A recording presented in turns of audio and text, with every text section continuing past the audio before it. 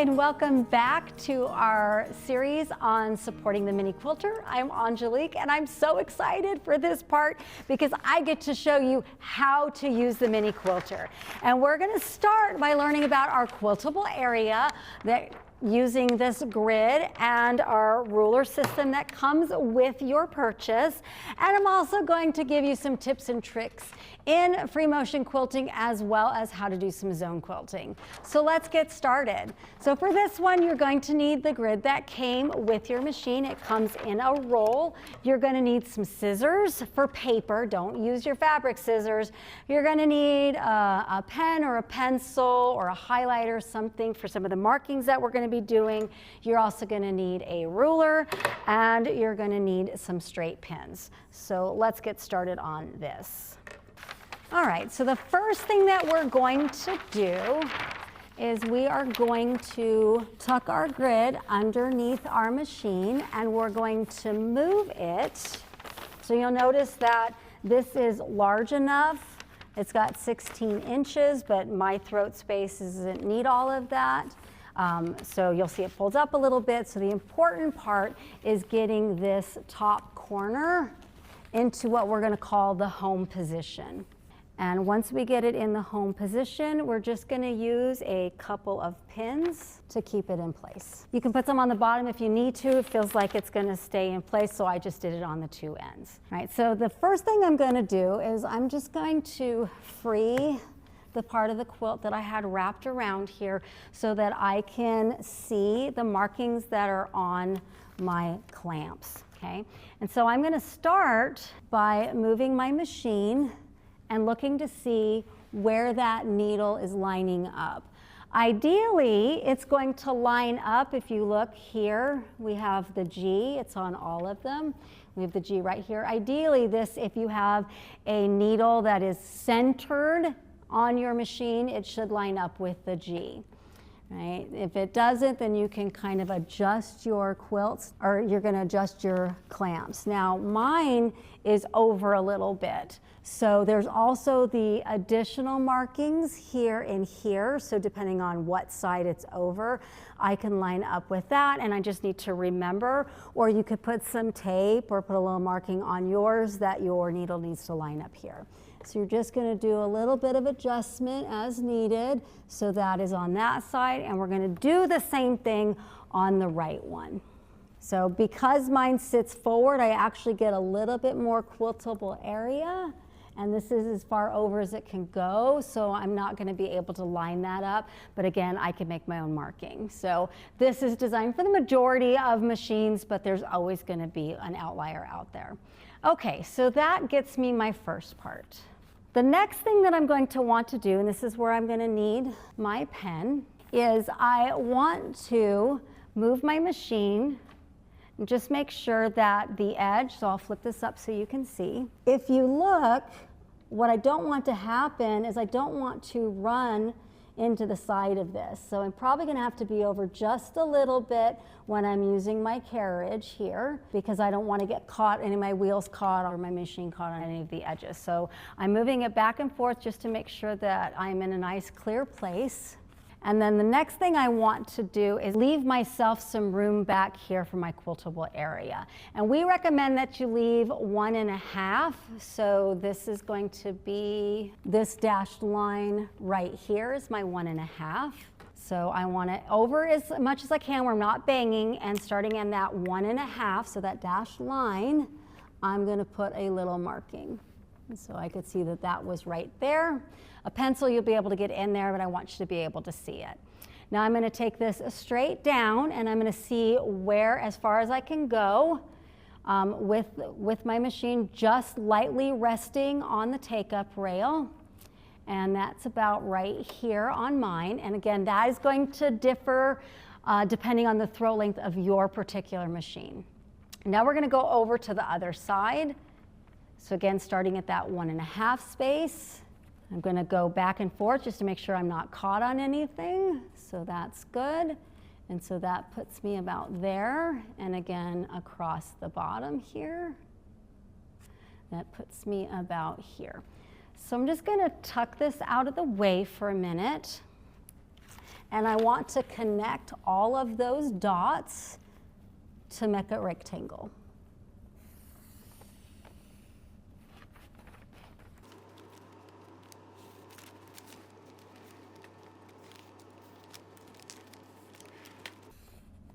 Okay, so next what I'm going to do, now that I have my rectangle drawn, is I'm going to take this off of the frame, and I'm going to go put this on a table. For today, I'm just going to slide my extra stuff over, get it out of the way, and we're going to do a little bit of practicing. So we're set up on our table, and now we're going to do a little bit of practicing in our area that we just drew. So our quiltable area that we just drew here, based on the dimensions of our machine, we're going to practice our design. And I think today I'm going to do a type of meander that I really like to do. I love loops and I love swirls. So I'm going to just do a meander that involves loops and swirls. And so I'm just going to get started. So we're just going to practice drawing. And you want to kind of think about where you want to go and where you want to end with your meander. So that's kind of the purpose of practicing this, is to get really comfortable with that space, and so that you do start thinking about how you want to start, where you want to end, and so on. Okay. So I've drawn within my quiltable area to kind of get a feel of what my design is going to look like there. And then next, I want to think about expanding that, like if I'm doing the zone quilting, right? So let's say that I ended here, so I'm going to pretend like this is the rest of my quilt, and I want to go ahead and get started elsewhere and try to match up with this. Or I could alternatively, just like if I was doing some quilting and I left my needle down here, I could go back the other way. So I think that's what I will do. And I'm just going to kind of continue to draw out my design. And you can use up the whole practice area if you would like. Maybe I want to come down over here. And so I know like I ended towards here, so I could come and kind of connect there if I wanted to, or I could continue on. So just to get an idea of how you would flow from zone to zone. Right? So practice as many times as you like. You can print this grid out on, depending on your printer and your paper sizes, and tape it together. Use it for every project if you'd like, just to kind of get comfortable on what you want your design to be. But really get to thinking about where I'm starting, where I'm stopping, and how I'm going to get to that next zone. Now that we've done that, we're going to put it back on our mini quilter. So we're going to bring our grid back over to our machine, and we're going to get it back in the home position. Check that needle placement. Go ahead and pin it down in a couple of places just to hold it in place. And now that we know where our zone is, what I'm going to do now is I'm just going to practice, no sewing yet. We're just going to practice moving our machine in the design that we created. Start to kind of build some of that muscle memory. So I would probably start about here, and I'm just going to practice tracing, kind of like doing a pantograph, just so I can help build that muscle memory. And it's okay if I go out of the lines a little bit. It's just to get kind of comfortable with the feel of how you would move the machine instead of the fabric to make this design. Okay, so practice that a few times. When you are ready to get started, let's do some practice without it. So this is where you need the scissors, and you may want to unpin a little bit. We're going to cut out this rectangle.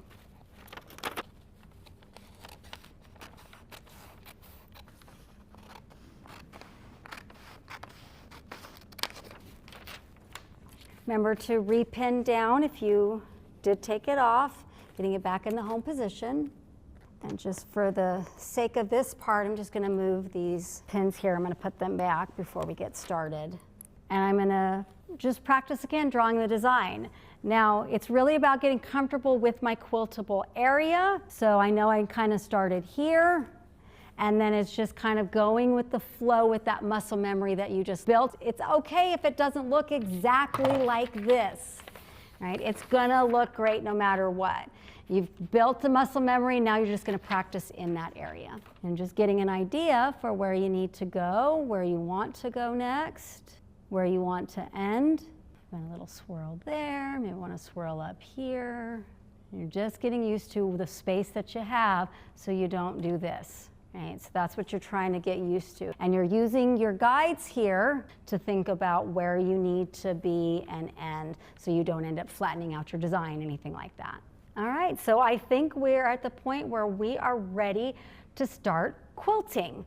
So let's talk about zone quilting. Before I take this completely off, this is where we're gonna use this thing because we're gonna have to reposition our quilt. If you take a look at your manual, there's a section in there that kind of labels the zones, and it does kind of depend on your quilt, but the method I'm gonna teach you today is starting up in your top left corner, moving across to the right side, then down and across again. So we're gonna want to think about the location of our quilt when we get started, and that's where this is going to come in handy.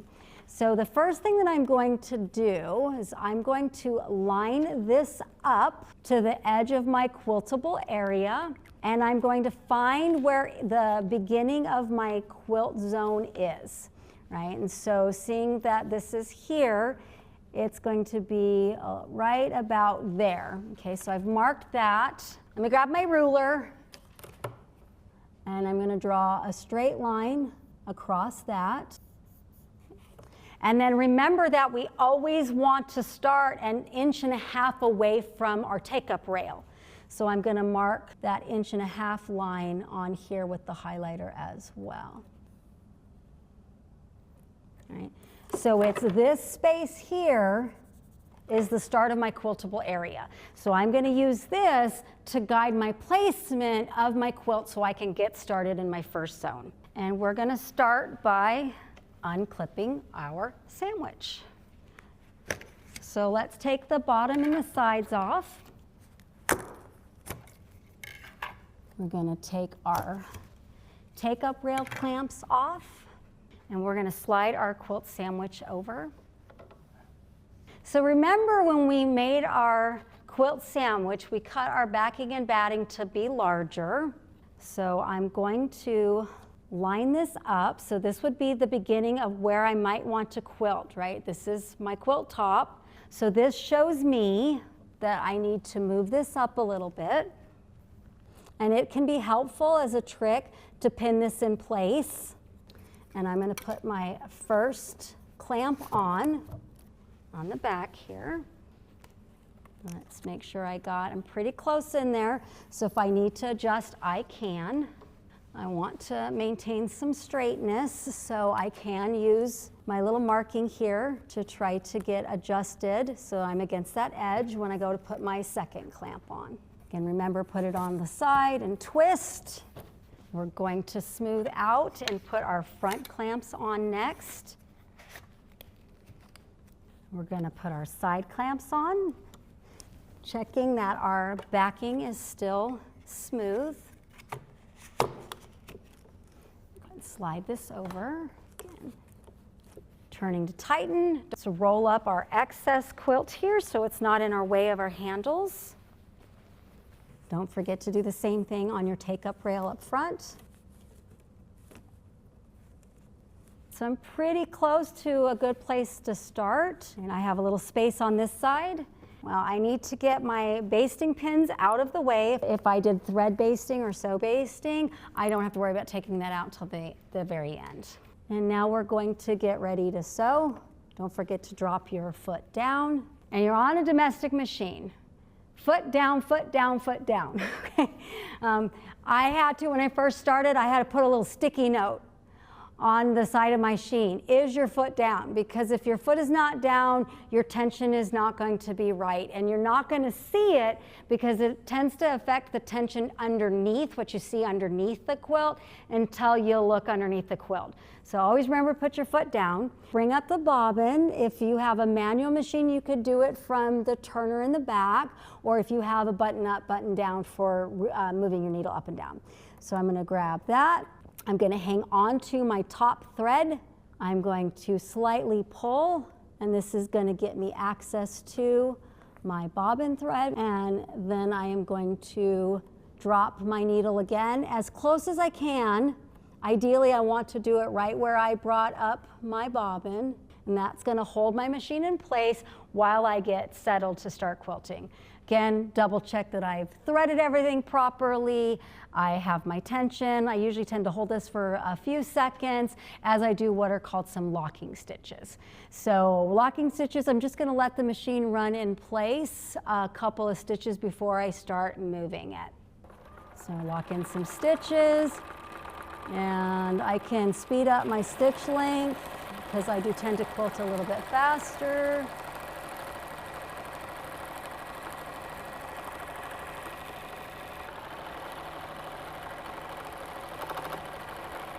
I'm just kind of trying to imagine where my quiltable area is. And all those markings that we have are what's going to help you do that.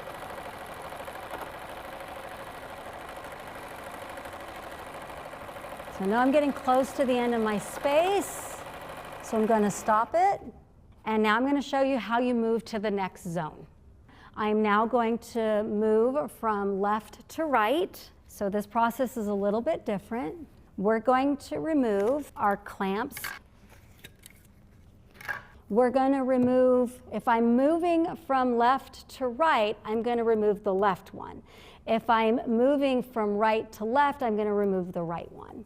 I left my needle down exactly where I ended, so I don't have to end. And then what you're going to do is carefully slide your clamp and your quilt to the next side along with your machine. You don't want to pull too hard because you don't want to bend your needle or anything. And before I settle on my space, I can double check, but keep in mind that because I have my machine here and my needle down, I'm not going to be able to go too far from where I need to actually start, right? So that's looking good.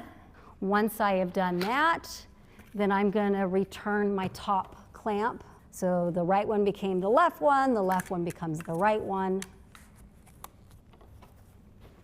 And then we'll do the smoothing out and do our front clamps.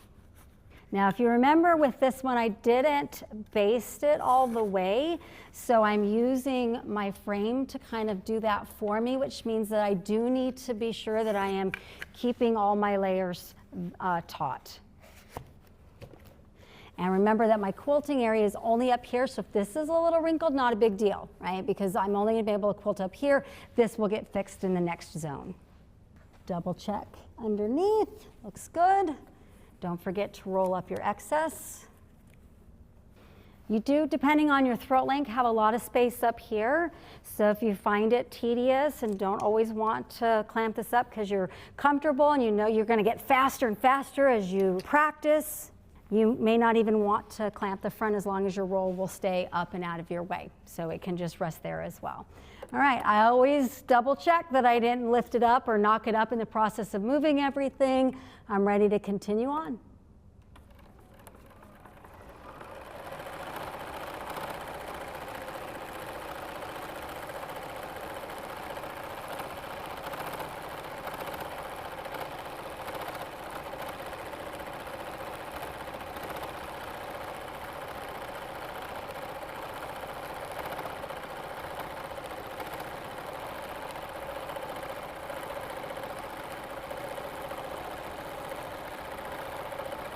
So now I'm getting close to the end of my quilt area, so I'm going to stop. And if I wanted to continue quilting this way, I would do exactly what I just did the last time. Now I want to show you how you would move to the next one. So let's pretend I quilted the whole thing. I'm at the end and I want to start working on like the next row. So it's very similar in the way that we start. We're going to remove all of our clamps. This time, all of the clamps, including the front clamps. Going to still leave my needle down.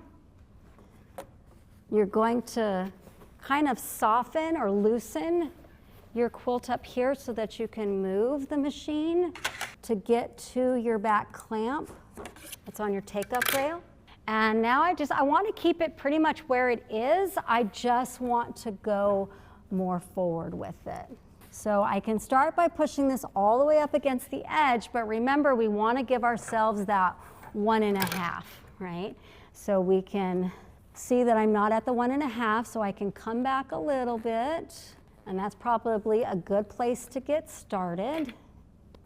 And we can get our clamp on and twist it. Put our other one back on. You see I have a basting pin I need to remove, otherwise I'm going to bend that.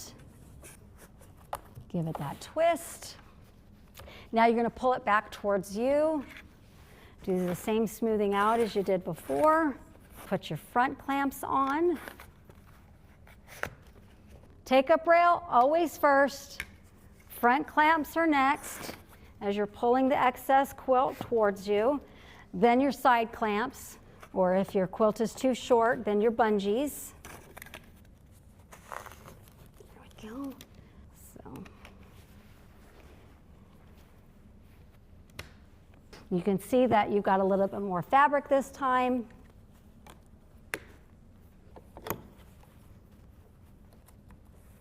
All right, and we'll continue.